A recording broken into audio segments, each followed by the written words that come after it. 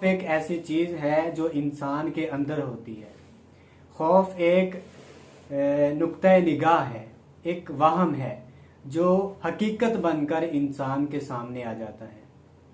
تو خوف کے پیدا ہونے کے لیے کسی حادثے کا ہونا ضروری نہیں، کسی حادثے کا واقع ہونے سے پہلے خوف کا آ جانا ضروری نہیں۔ خوف خود ایک حادثہ ہے جو بغیر اطلاع کے آتا ہے، تو جب یہ آتا ہے تو انسان کے دل میں بیٹھ جاتا ہے۔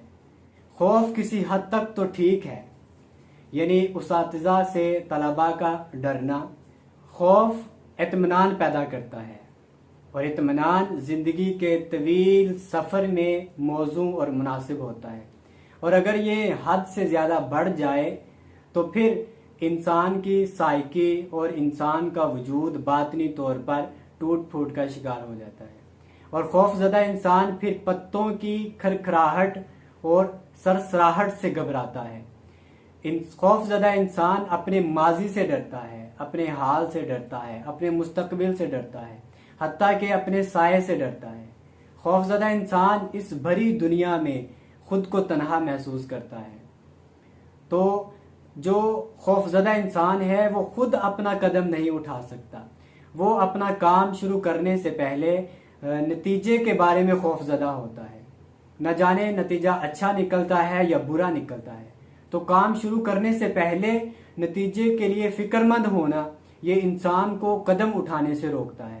اس کا بہترین اور آسان حل یہی ہے کہ انسان اپنے دل میں خدا کا خوف پیدا کرے۔ جب انسان کے دل میں خدا کا خوف آ جاتا ہے تو یہ سارے خوف ختم ہو جاتے ہیں۔ اللہ تعالیٰ کی منشا میں راضی رہنا، پھر زندگی کا خوف نہیں رہتا، موت کا خوف نہیں رہتا، امیری اور غریبی کا خوف نہیں رہتا، عزت کی تمنا اور ذلت کا ڈر نہیں رہتا، بلکہ جو وہ چاہے اس کی رضا میں راضی رہنا یہ انسان کے سارے خوف سے نجات کا ایک ذریعہ اور سبب بن جاتا ہے۔ اللہ تعالیٰ کی منشا میں جب انسان راضی رہنا سیکھ جاتا ہے تو سارے خوف انسان سے دور ہو جاتے ہیں۔ واصف علی واصف خوف کو ختم کرنے کے بارے میں بڑی پیاری بات لکھتے ہیں۔